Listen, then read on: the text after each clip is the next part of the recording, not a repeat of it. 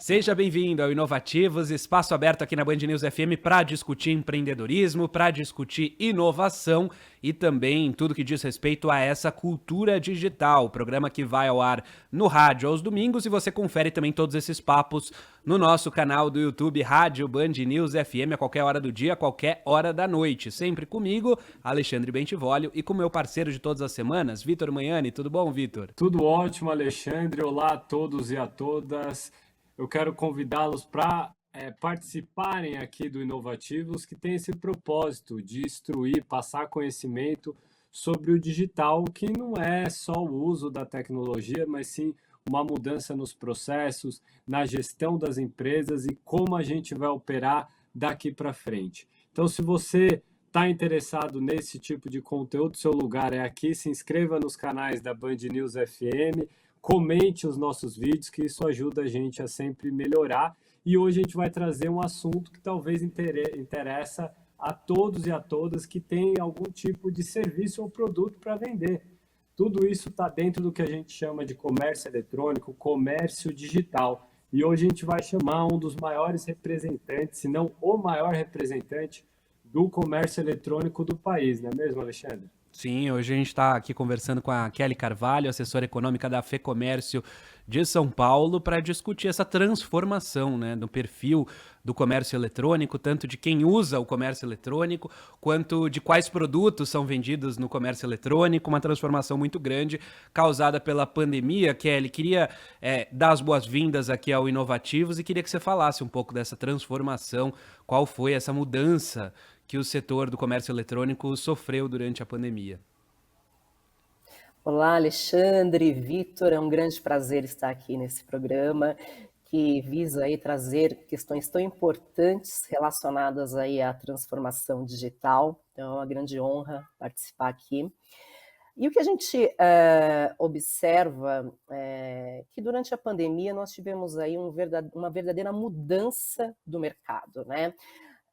Então, se nós tínhamos aí medidas restritivas de funcionamento das atividades econômicas em decorrência aí da contenção da pandemia de coronavírus, uma das alternativas aí encontradas, né, pelos empreendedores como uma forma de sobrevivência foi aí digitalizar os seus canais de vendas, né?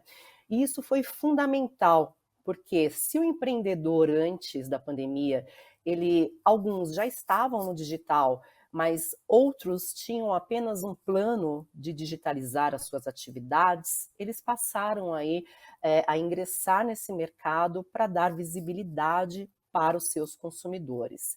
E diante disso, nós temos um dado que mostra aí a magnitude de crescimento desse setor durante a pandemia. Então, somente em 2021, no Brasil, nós tivemos aí um montante de vendas do e-commerce em torno de 183 bilhões de reais, o que representa aí um crescimento de 27% em relação a 2020. Ressalto aqui, é um setor que já vinha crescendo e que com a pandemia se consolidou ainda mais, né? Tanto que antes da pandemia, as vendas do e-commerce, elas representavam no Brasil algo em torno de 9,2% do total de vendas do varejo. Em 2021, esse número aí alcançou 21,2%. E claro que foi um crescimento aí generalizado, né, entre vários setores, até mesmo muitos setores que não vendiam através do e-commerce, né? Como, por exemplo, até os próprios supermercados. Então, hoje é muito comum se ver mercadinhos, supermercados, né?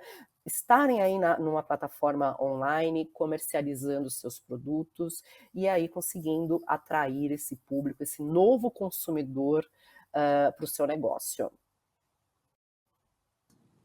E Kelly, embora a gente tenha um crescimento bastante significativo do comércio digital de maneira geral, A gente sabe que ele é pouco explorado ainda no Brasil. A gente consegue comprar quase tudo na internet, de capinha de celular, blusa, sapato, itens de papelaria.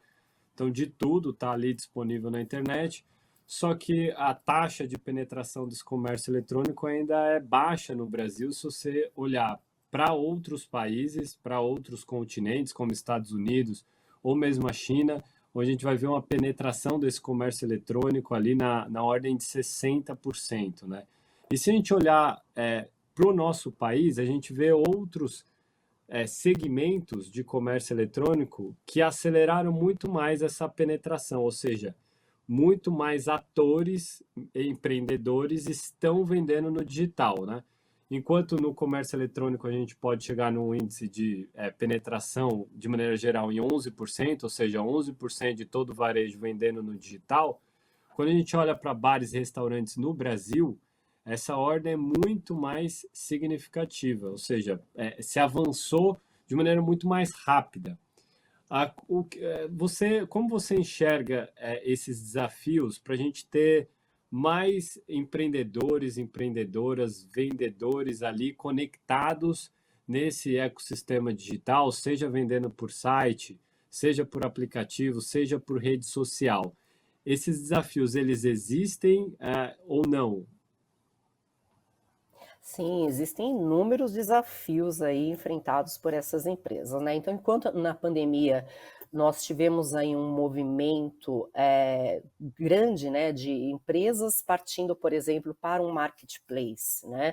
Nós tivemos também, como você mesmo mencionou, bares e restaurantes também digitalizados, se utilizando, por exemplo, de aplicativos de entrega para poder realizar aí a sua relação, né, entre a empresa e o próprio consumidor, né? Mas é claro que nós temos ainda alguns desafios para entrar, até mesmo, muitas vezes relacionados até mesmo a uma questão cultural, então precisa aí de uma conscientização maior dos empreendedores para ingressarem nesse mercado, né, passar aí por uma verdadeira transformação digital, conhecimento sobre o que é uma plataforma digital, porque sabemos muito bem que hoje montar uma página própria de e-commerce pode até ser uma alternativa num médio e longo prazo para o empreendedor. Mas é muito melhor esse empreendedor ele conhecer um pouco das plataformas já existentes no mercado. Então, como por exemplo, uma rede social, o empreendedor ele pode estudar aquele mercado, como vender através daquela plataforma, como conectar com o seu consumidor, por exemplo, realizando uma live commerce, por exemplo, que exatamente vai lançar um produto, uma promoção, ter aquele momento que aquele empreendedor faz a sua live numa rede social, atraindo o seu público, e isso, claro, se convertendo depois em vendas. E também a própria questão dos marketplaces, como operacionalizar, né? Então, é claro que existe ainda uma questão cultural, de conhecimento, tanto relacionada a como que funciona, também relacionado, por exemplo, a questões burocráticas mesmo, né, que nós podemos falar do ambiente de negócios, né? Então, como aquele empreendedor ele pode atuar numa plataforma sendo legalizado, formalizado, tendo um CNPJ, seja através de uma figura de um MEI, por exemplo, até mesmo com relação à carga tributária e também as obrigações acessórias, que nós sabemos que isso afeta todas as empresas brasileiras, não apenas quem está entrando no e-commerce, mas isso é um fator que acaba aí ainda por inibir quando você compara a outros países, né? A gente pode falar até mesmo em termos de tributação, a gente tem uma das maiores cargas tributárias do país, né?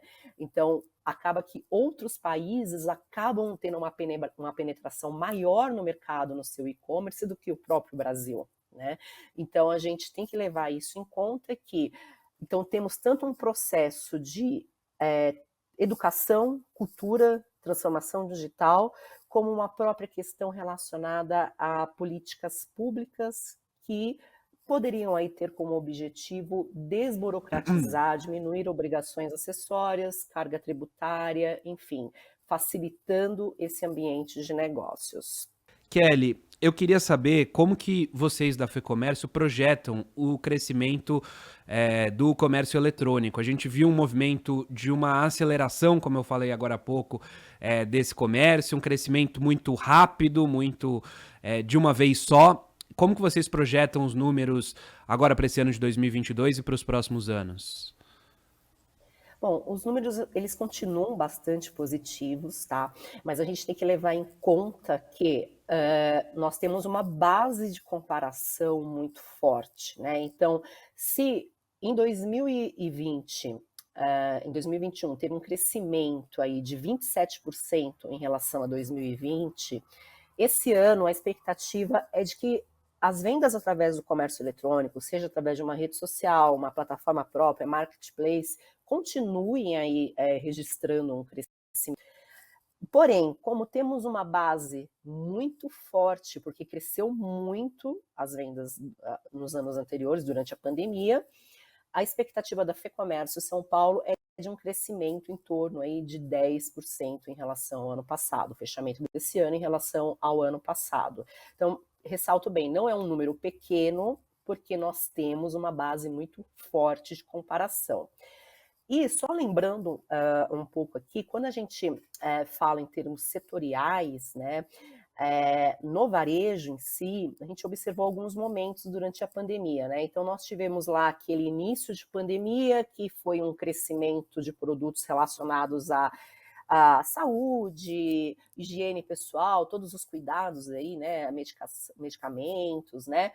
Depois nós tivemos aí todo um processo de vendas relacionados aí à compra de produtos para casa, eletroeletrônicos, eletrodoméstico, porque as pessoas passaram a trabalhar de casa, as pessoas passaram a estudar em casa, então houve muito esse movimento, e depois a gente observa uma terceira onda, digamos assim, que está muito relacionada a alimentos e supermercados, principalmente. Então, com muitas pessoas, apesar de ser uma atividade essencial, foi considerada durante a pandemia, lógico que as pessoas tinham um certo receio, né, de ir presencialmente ao mercado, então prefeririam receber os seus produtos em casa. Então, houve esse crescimento. Então, e material de construção também, que a gente não pode negar aí a relevância também que teve no e-commerce, que era um setor que até então, no comércio eletrônico, não tinha um crescimento tão significativo. Então, a expectativa então, é de que isso continue, esse movimento, principalmente relacionado a supermercados, a alimentação, entregas, delivery, que isso continue esse crescimento, mas como nós tivemos um crescimento muito significativo ao longo do ano passado, é um crescimento menor, mas em cima de uma base muito forte. E quando a gente fala de comércio eletrônico, ou seja, alguma transação ocorrendo no universo digital, via internet, inevitavelmente a gente fala de outros dois segmentos muito importantes, que um deles é a logística, ou seja, como fazer com que esse produto chegue na casa das pessoas, porque antes elas iam até o estabelecimento, compravam e traziam o próprio item para casa. Então a coisa muda significativamente do ponto de vista das rotas e das entregas.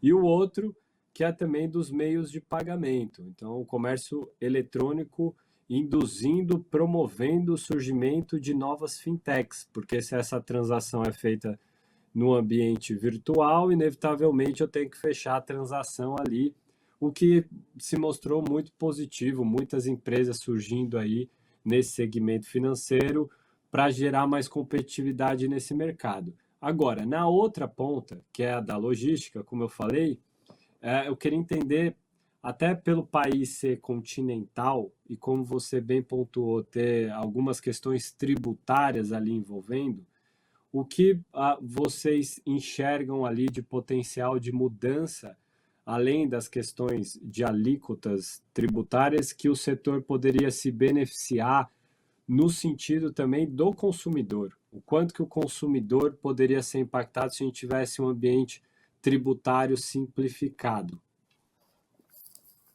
Vitor, pegando até um pouco do seu comentário relacionado aí à logística e meios de pagamentos, né?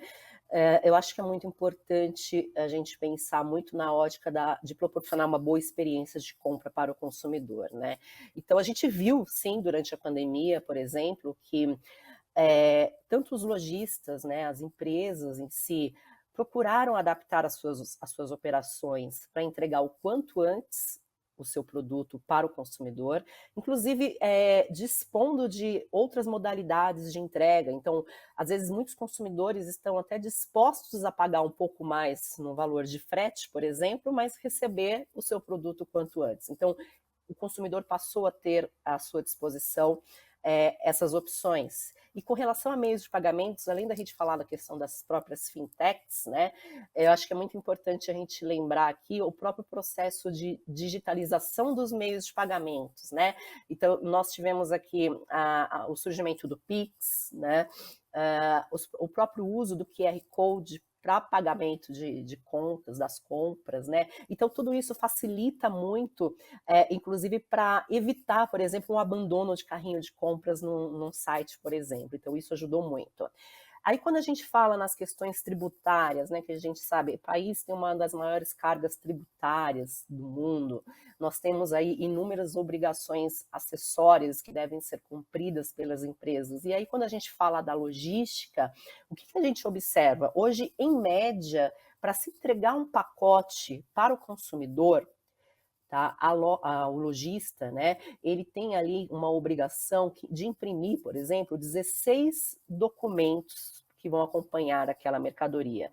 Então, além dos documentos auxiliares, né, a nota fiscal, né, tem romaneio de vendas, enfim, tem uma série de documentos que essas empresas elas têm que estar ali preocupadas em emitir no dia a dia para estarem legais, para poder fazer essa entrega.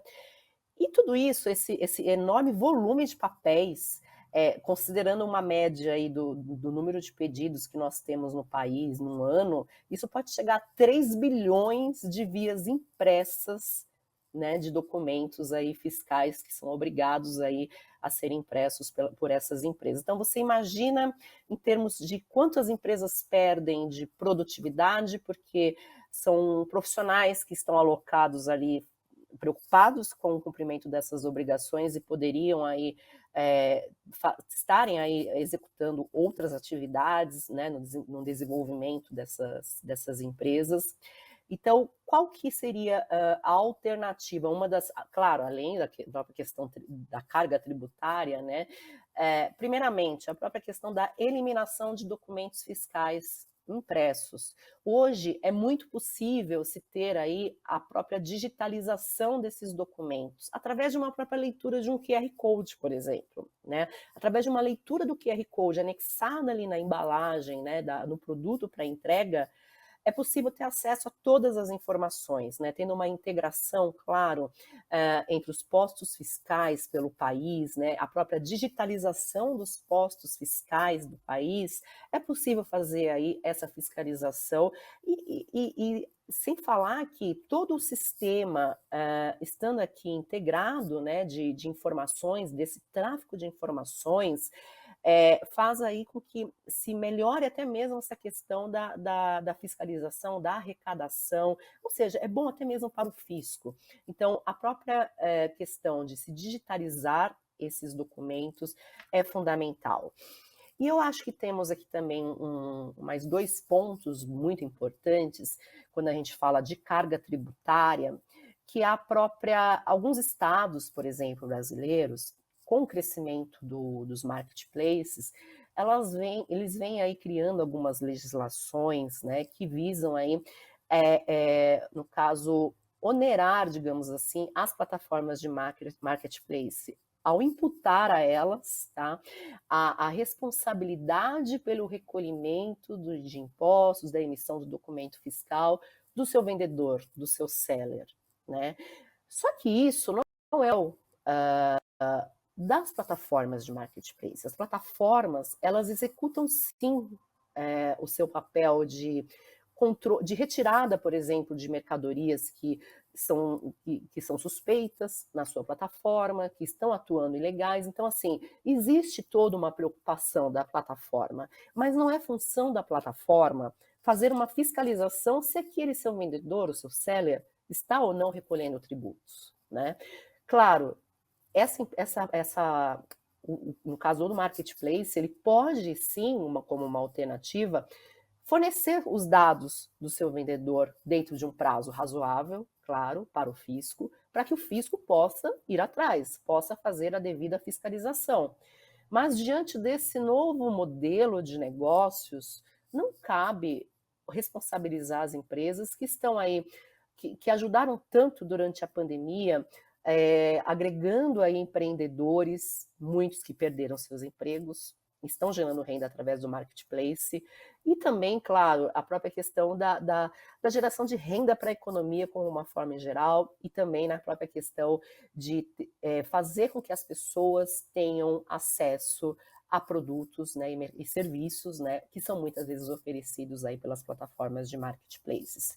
E por fim, eu acho que é muito importante, que é um assunto que vem sendo aí debatido, né, que diz respeito à própria questão de atrasos de entregas. Então, bem como eu mencionei anteriormente, as empresas do e-commerce, como forma de oferecer uma melhor experiência de compra para o seu consumidor, porque o consumidor ele está mais exigente. Então, se ele não receber dentro do prazo, ele vai para o seu concorrente, né? Então, a empresa ela vem atuando de uma forma para entregar dentro do prazo. Quando ocorre alguma eventualidade de atraso, muitas vezes ocorre por uma ânsia alheia à empresa, né? Na pandemia nós tivemos várias situações, como por exemplo, greve de caminhoneiros, fechamento de estradas, enfim, tudo isso pode ter um impacto para essas empresas. Então, não justifica também se onerar, por exemplo, essas empresas nesse sentido, porque elas vêm sim adotando boas práticas, como, por exemplo, até mesmo políticas aí de frete grátis, como uma forma aí de atrair, né, o seu consumidor, conquistar o consumidor, e, claro, oferecendo outras opções para que o consumidor ele possa escolher aí qual é a melhor forma, o melhor prazo para ele receber a sua mercadoria na comodidade do seu lar, né, da melhor forma possível. Kelly, a gente já falou um pouco da transformação, de quais produtos são oferecidos, de tudo que a pandemia causou. Eu queria ir mais para o futuro, queria falar sobre a transformação que as novas tecnologias estão provocando. A gente fala de metaverso, fala de inteligência artificial, e eu queria saber de você como você enxerga, qual tipo de transformação essas tecnologias vão provocar no comércio eletrônico.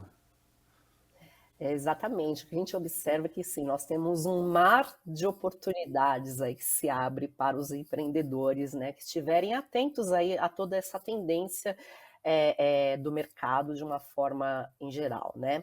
Então, uma das tendências e que assim já vem sendo aplicada por uma grande parte aí de empresas, né, é a própria questão, por exemplo, da inteligência artificial, né? Então, uso, por exemplo, de chatbots, né, para personalizar aí a jornada de compra do consumidor vem sendo assim fundamental. Então, a interação, né, entre os humanos, digamos assim, e a tecnologia, ela tem que ser aí aproveitada da melhor forma possível, né, como uma estratégia aí para as vendas digitais, né? E o que o consumidor, por exemplo, ele espera, né, do chatbot, por exemplo, né, da própria questão da inteligência artificial que a gente pode analisar, né? Até mesmo, por exemplo, num processo de finalização de uma compra, né, que a gente, por exemplo, que no próprio chatbot, por exemplo, possa ser um processo bem automatizado, digamos assim, para se utilizar, por exemplo, um CRM e sugerir aí aquele consumidor novos produtos, por exemplo, para a própria sacola de compras dele, né? Então, são estratégias que são fundamentais e que é importante o empreendedor acompanhar, ver o que está acontecendo no mercado, né? E, claro, o que é muito importante, tornar a experiência de compra cada vez mais personalizada, né? Ajudando aí a otimizar toda a decisão de compra do consumidor. Hoje o consumidor, claro, ele quer a inteligência artificial, ele quer a solução, o problema dele resolvido da forma mais rápida possível, de uma forma inteligente ali, mas também a gente não pode deixar de lado o próprio tratamento humanizado que esses consumidores também prezam. E um atendimento, digamos assim, cada vez mais individualizado, né, de acordo com o perfil daquele consumidor. E outro ponto que deve ser levado em conta é que a tendência, apesar de ainda ser um pouco ainda abstrato para algumas empresas, principalmente as de menor porte, né, está relacionada à questão do metaverso, né? Então, o metaverso tende aí a ganhar cada vez mais força, né? As experiências de imersão que a gente observa aqui em ambientes digitais, né? Elas vêm ganhando cada vez mais novos adeptos, principalmente a população, os consumidores mais, né, que hoje em dia se replica muito um modelo que se tem até mesmo em alguns games, né? Então, é importante que o vendedor, esse empresário, ele já se atente a esse movimento, né? Porque essa vai ser uma realidade, né, que será aliada à diversão ao mesmo tempo, né? A gente não pode deixar isso de lado. E também a questão da compra. Então, assim, ao comprar, está proporcionando ao seu consumidor uma outra experiência de compra. E isso pode envolver um momento de diversão, de distração, né? Então, essa é uma tendência que ela veio para ficar. Claro, demanda um certo tempo para o mercado, né, aderir aí a essas novas tecnologias, mas é importante, inclusive para os pequenos negócios, já acompanhar o que vem acontecendo no mercado, estudando um pouco mais o que acontece, inclusive lá fora, experiências internacionais, né, de outros países, para entender um pouco mais o funcionamento e como isso pode atrair o seu consumidor. Então, essas são tendências que como bem eu mencionei antes, a gente não pode também, claro, esquecer do tratamento humanizado, mas ao mesmo tempo essas empresas elas têm que ser inovadoras, elas têm que oferecer soluções que atraiam o consumidor para a sua loja.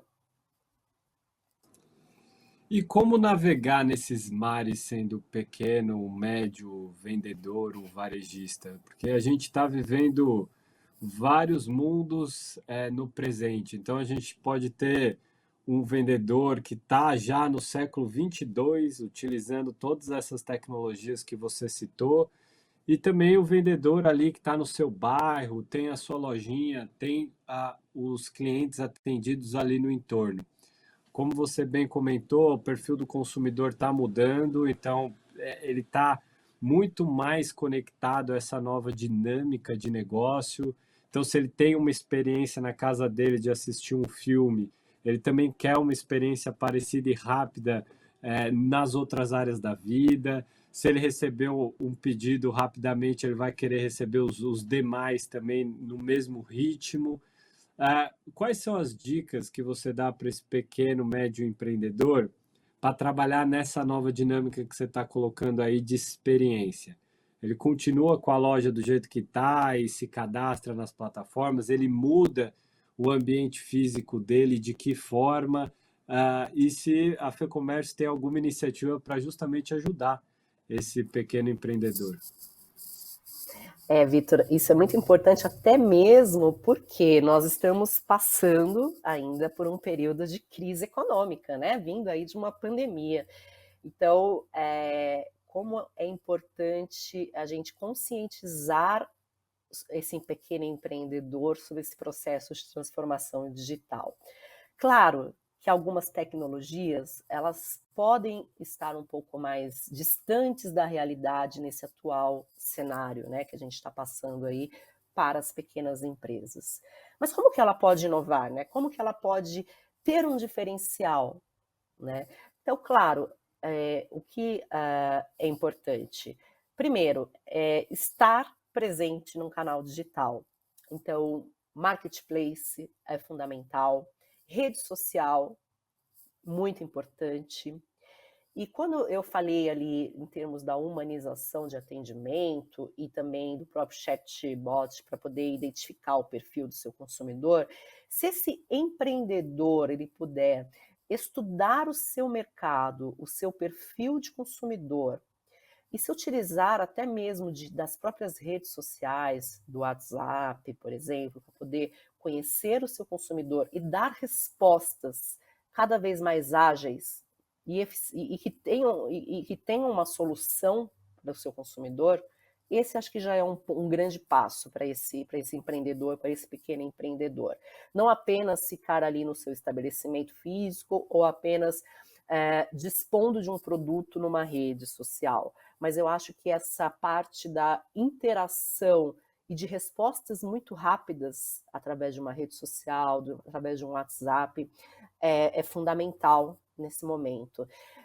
Bem como também acompanhar essas tendências dos meios de pagamentos digitais, né? Aqui requer um custo praticamente zero, né? E você consegue otimizar aí todo um processo de vendas e oferecer uma boa experiência de compra para o consumidor.